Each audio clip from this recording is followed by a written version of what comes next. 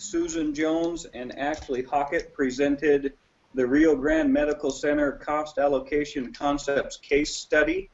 We had a fun time doing it. To give you a little bit of background information, the Rio Grande Medical Center is a not-for-profit hospital specializing in acute care. Their facility is 100,000 square feet, and all of that is dedicated to outpatient services. 80,000 square feet, or 80%, is used for procedures, while 20,000 square feet, or 20%, is occupied by the dialysis center. With the demand for growth, there is not enough room for both the outpatient center and the dialysis clinic. The problem that the case study outlines is the outpatient clinic requires 25% more space because of the volume growth demand for the outpatient clinic.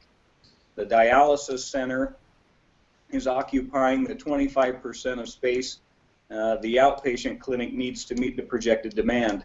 One of the things that was stressed in this case study is any indirect cost allocation will bankrupt the dialysis center.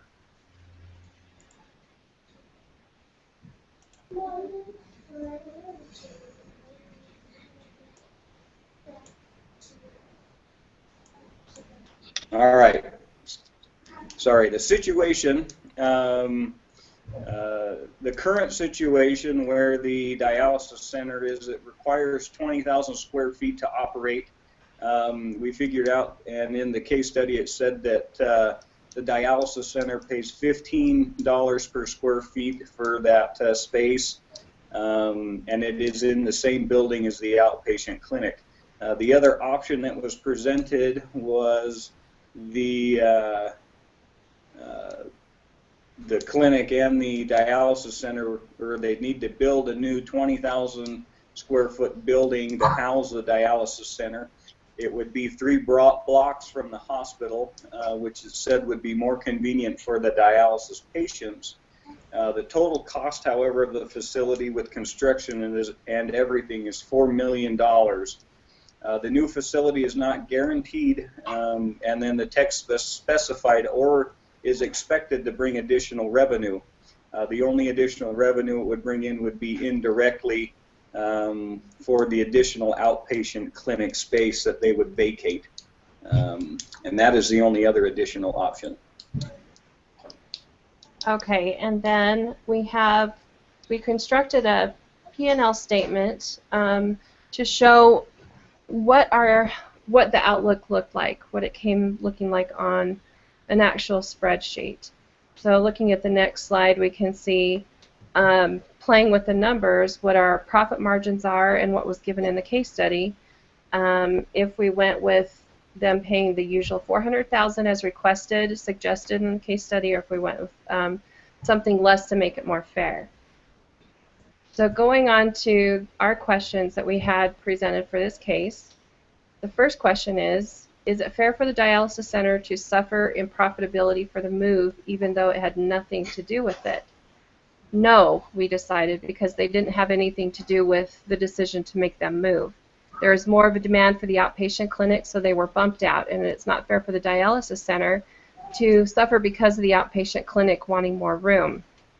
The outpatient clinic, we decided, could have offered more of a buyout to the dialysis center to make it more of a fair transaction. We feel that this was presented in bad business form, not showing good practice. From a financial standpoint, we can understand the current situation. Without the expansion, the dialysis center would bring in $30,000 in net income, while the outpatient clinic brings in over $3 million of net income. So with the additional 20,000 square feet allocated to the outpatient clinic, it would bring in more revenue and net income than the dialysis center currently has at $30,000. That's something to think about.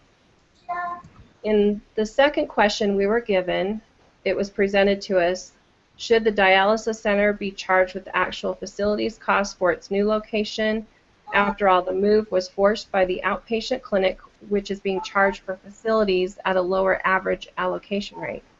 Under the concept of charging for actual facilities costs, department heads might be better off resisting proposed moves to a new and potentially more efficient facilities because such moves would result in increased facilities allocations.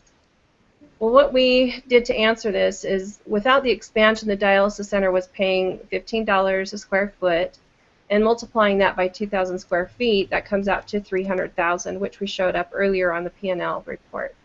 With the expansion, the dialysis center would be charged $400,000 plus the price of the move. We feel that the cost should be the same for regardless. They shouldn't have to be forced to pay an additional $100,000 because they're being forced to move. Okay, and question number 3. The cost concept of the dialysis center, is the $400,000 annual allocation amount correct? After all, the building has a useful life that is significantly longer than the life of Jaden. Determined the true cost concept is applied, what would be the allocation in the 21st year after the mortgage would be paid off? We answered this by saying that no, the $400,000 is not correct because the $400,000 would not account for all of the interest you are paying in the life of your loan. Their initial allocation is causing the dollars per square foot to go from $15 to $20. This is a $20 increase in their cost. The construction cost of the new building is estimated to be a total cost of $4 million. The facility cost is going from $300,000 to $400,000, is putting the dialysis clinic in the red in the beginning. They will be $70,000 in the hole starting out. One thing we know is that the new building, if it would have a life longer than the loan period, there might not be a specific cost allocation with it after the entire cost has been allocated after 20 years. But there would be an opportunity cost. For example, if they were using the space, then they could rent the space. Question number 4. The revenue that the dialysis center receives from patient use of the pharmacy appears to be passed directly to the pharmacy.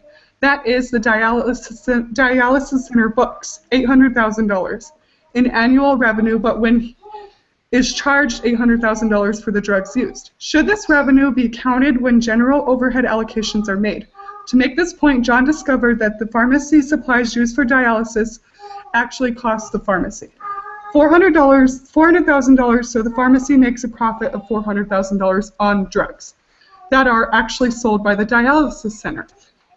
Our answer would be, if they go with the dialysis center, they should not be accountable for the $800,000 because this should count as a pharmacy cost. This $800,000 should be taken off of the dialysis clinic revenue, and it should be taken off of the overhead cost of the outpatient clinic. The dialysis clinic should not have to eat the costs when they are not receiving any revenue from it. And that will do our presentation. Thanks, guys.